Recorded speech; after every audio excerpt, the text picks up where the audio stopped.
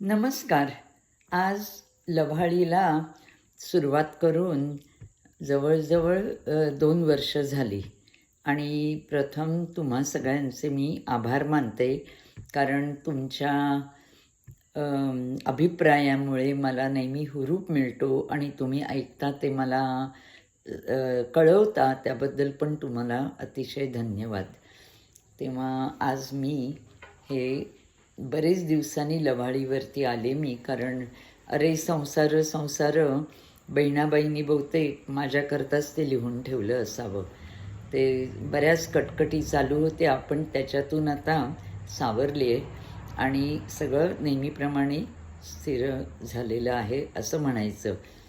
आणि माझ्या मावशीची मला आज फार आठवण आली. तिचं नाव मालू मावशी, आम्ही तिला म्हणायचो मालतीबाई जोशी, अशा नावाने ती प्रसिद्ध होती. तिने मला फार पूर्वी, मी त्यावेळेला 16 किंवा 17 वर्षाची होते, तेव्हा तिने मला सांगितलं होतं की ज्योती, आयुष्य हे सागराच्या भरती आणि ओहोटीसारखं असतं. ओहोटी आली म्हणून खचायचं नाही आणि भरती आली म्हणून लगेच हर्षाने नाचायचं पण नाही. तेव्हा तिचा उपदेश तो माझ्या मनात कायम जागृत असतो. आज आता मी वाचते ते आहे, पहिलं त्याचं नाव आहे मला आवडतं. मला झुंबाला जायला आवडतं, कारण त्यांनी माझी नाचायची हौस भागते. मला चवीचवीनी खायला आवडतं. नवरा मिळाला खवय्या, त्याचे चोचले पुरवताना कळलंच नाही पोट कधी फुगलं. मला रोज सूर्यनमस्कार घालायला आवडतात. आई म्हणायची त्यांनी पोटाचा घेरा कमी होतो, पण तेव्हा कधी तिचा अमोल उपदेश मी पाळला नाही. मला सदा इतरांची काळजी घ्यायला आवडते, कारण मी कायम अनंतकालची माता असते. मला रंग आणि कुंचल्याची संगत आवडते, कारण त्यांच्या सहवासात अंतरंगातील गूढ उकलतं. मला रानात फिरायला जायला आवडतं. हिरवा तराणा मग मनात गाऊ लागतो. पक्ष्यांशी कुजबुजायला मला आवडतं, कारण त्यांची वेगळीच बोली खूप काहीसं शिकवून जाते. मला येणाऱ्या जाणाऱ्यांशी संवाद करायला आवडतो, कारण त्यांनी मला वाटेवरती खूप वारकरी भेटतात. मला असं रोज काहीतरी खरडायला आवडतं, कारण त्या लिपीत माझ्यात लपलेली एक मैत्रीण मला भेटते. मला ध्यान करायला आवडतं, कारण आपोआप नाठाळ मनाला लगाम वेढला जातो. कधीकधी मन खुशाल उधळतं. कधीकधी मन खुशाल उधळतं नि लक्षात येतं ते आपोआप ताळ्यावरही येतं.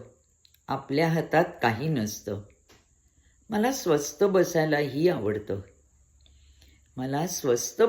आवडतं. एकटक कुठेतरी नजर जाते नि कळून चुकतं बंडखोर मन चुपचाप गायब झालेलं असतं. मला बागेत काम करायला आवडतं. मातीने हात माखले की मग मेहंदी वेगळी रेखायला लागत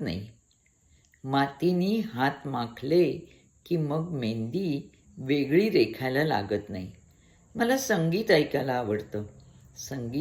आवडतं. राग ताल समजला नाही तरी मनातला राग मैफिलीतून पळून जातो.